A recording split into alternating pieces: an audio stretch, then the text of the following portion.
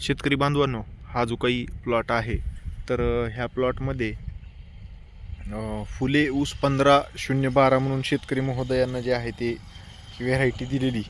तर ह्याच्यात देत असताना असं झालं आहे की काही जे ऊस होते ते ओरिजिनल 15-0-12चे होते आणि काही जे आहेत ते CO 62-175चे जे आहे ते ह्याच्यात ऊस होते. आणि मग आपण बघू शकता आता इकडं जे आहे थांबा हे अशा पद्धतीने जे आहे ते हे बघा, हे सगळं कानीचं जे आहे ते प्रादुर्भाव झालेला आणि ही सगळी काळी पावडर जी आहे ते ह्या ठिकाणी आपल्या शेतामध्ये जे आहे ते पडायलेली आहे. तर सर्वांनी लक्षात घेऊन हे असे जे काही बेट आहेत तर हे प्लास्टिकच्या पोत्यामध्ये आधी घाला आणि नंतर खालून कट करून जे आहे तर हे जाळून नष्ट करा. अन्यथा काय होईल, तसं हे बेट सगळं कानीग्रस्त झाले. पुढं त्या ठिकाणी जे आहे ते सगळी गवताळवाढ अधिक कानीसारखं जे आहे ते हा ॲपिरन्स जो काही सगळा ह्या ठिकाणी झालेला दिसतोय आपल्याला. कानी पण आहे ह्या ठिकाणी, ही कानीचा ॲपिरन्स आलेला आणि सगळं गवताळवाडीसारखं हे झाले बेट. इथं ऊस तयार होत नाही.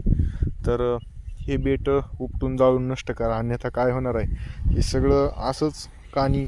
आता समजा आपण इथून हे दंड आहे आणि ह्या दंडाच्या माध्यमातून इकडं पाणी जाणार आहे असं, तर ह्याची पडलेले सगळे स्पोर्स जे आहेत ते ह्या पाण्याच्या सोबत आपल्या पूर्ण ऊसाच्या प्लॉटला बाधित करू शकतात. आता तिथं सुद्धा ते कानीचं बेट आहे, ह्या ठिकाणी सुद्धा कानीचं बेट आहे. थांबा मामा, ओके राहू द्या तसंच. हां बघा, हे सुद्धा कानीचं जे आहे ते अशा पद्धतीनं हे चाबकासारखं ॲपिरियन्स बघा. हे जर बघितलं ना आपण, हे अशा पद्धतीनं चाबूक कसा असतो आपल्याला आपल्या ह्याचा बैलासाठी आपण वापरतो, तर तो चाबूक जसा असतो तसाच हा पण चाबुकासारखा ॲपिरन्स येतो.